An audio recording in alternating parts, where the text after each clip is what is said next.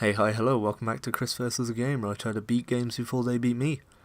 We're starting a brand new game, it's Timesplitters 2, and it's on the PlayStation 2, and it's gonna be awesome. We're gonna play in normal mode, because hard is too hard and easy is too easy, and normal is always a nice middle ground. So we're gonna blitz this, hopefully, or not, because I've done a bit of practice, and you'll see in the first few levels that I've done enough practice to run through it. And you'll see that this is a really fun game, though it's really easy to fail missions.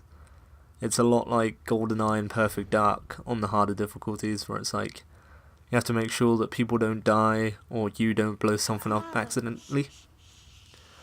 Otherwise you won't be able to progress through the mission. So Chris vs. the Game, this challenge, do it without a single mission fail or game over. And if that does happen, then that's game, and we'll move on to the next one. Hopefully we'll get quite far. We can definitely get to the third level, which is about a third of the way through. And then that's when things will start going downhill. I haven't actually watched the cutscenes for this in quite a while, so I'm sorry that I'm talking over them, but thankfully we've got subtitles.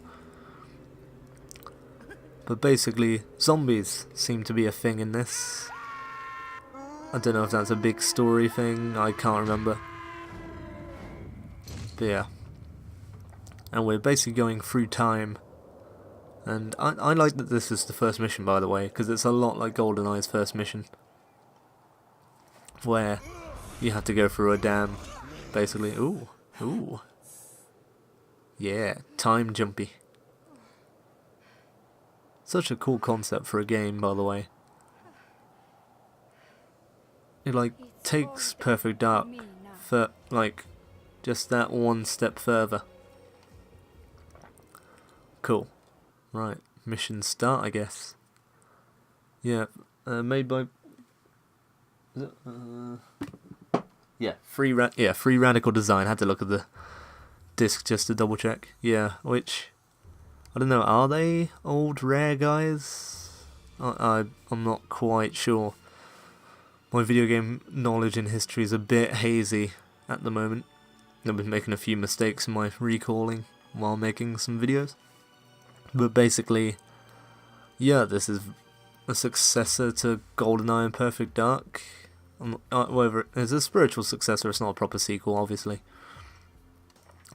So it's got a lot of the same concepts, a lot of the same elements. The sound effects are pretty much the exact same. Maybe they've been done up for the next generation, because this is the generation after Nintendo 64.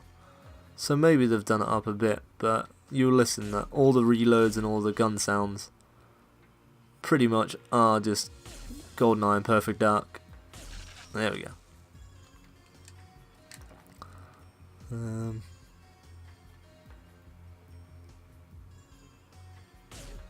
There's no real point doing this stealthy, because after a while all the cameras will just spot me and that'll be it. But yeah, that silenced pistol is definitely Goldeneye all over. Plus the health is all the same. And that's all good. More of that, please.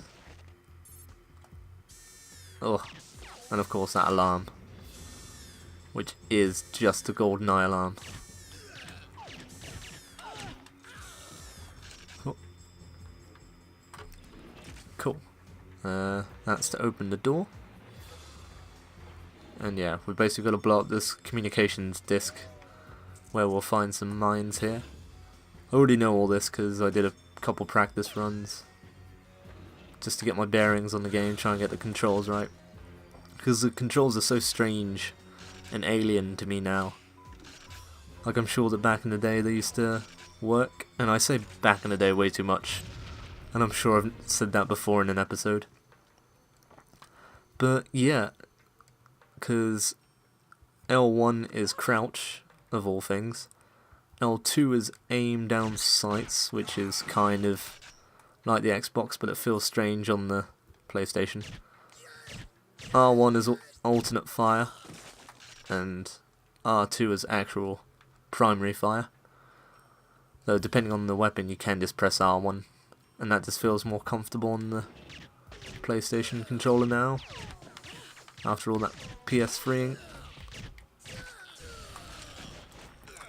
Right, there's some steam valves we have to do.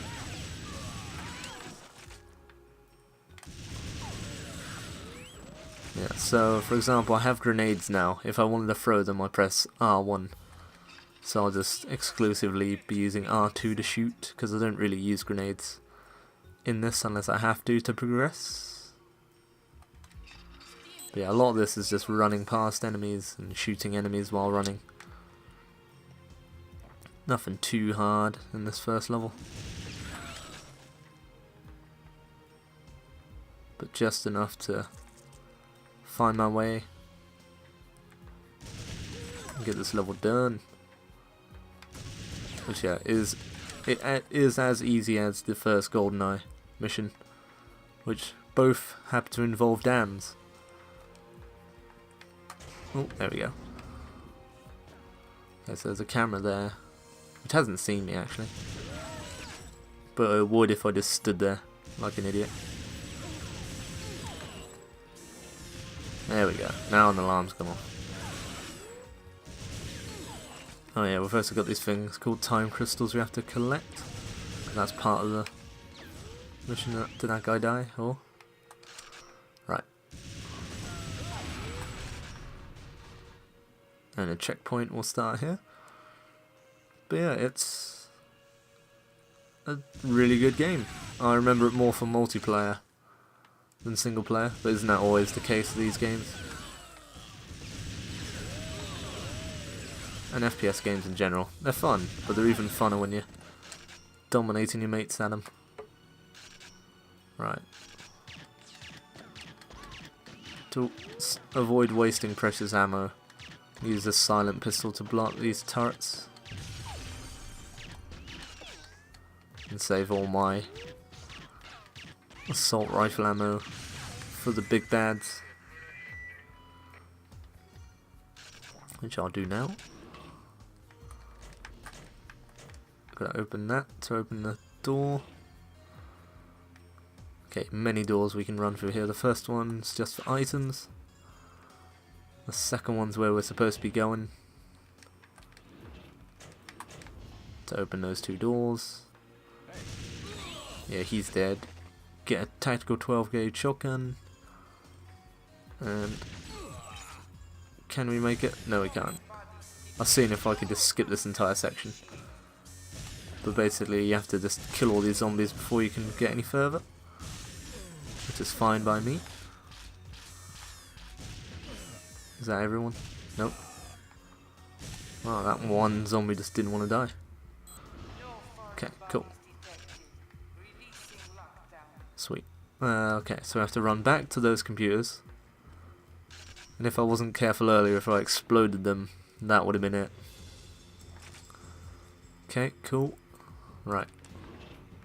Just have to press that. That resets the power, which means I can now use the lifts to get to the very top of the dam.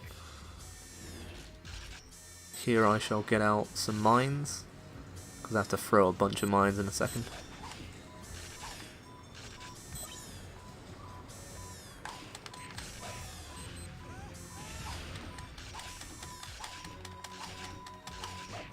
Sweet, now I can just run away. Cool. So that was like a container we had to explode. Now it's just a bunch of bad guys chasing us, as well as zombies. Try not to get set on fire by the zombie, because that would just be annoying. I mean, there's optional objectives. There was like... well, there were filing cabinets we could have set alight, and we could focus on killing all the mutants, but there's no real reward in doing that, at least on normal. On hard you have to do it to progress, but we're fine. This is very much like a secret agent run of Goldeneye, for example. Okay, we're just gonna spam the elevator to get to the top floor. See, you can see like there's a range in Chris versus a game commentary.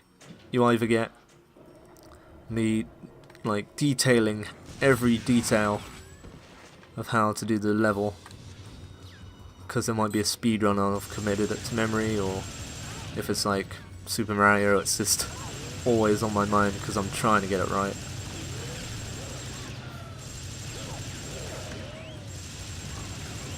There, now we have to shoot all these rocket launchers off the helicopter so it can't shoot us with them, and then just blitz it with this machine gun. Try not to get killed on the way of doing that, and so on and so forth. It's a very easy first mission. Get through there, and then through the time portal, and boom, end of the first mission. And that's the end of the first episode, so I'll catch you next time.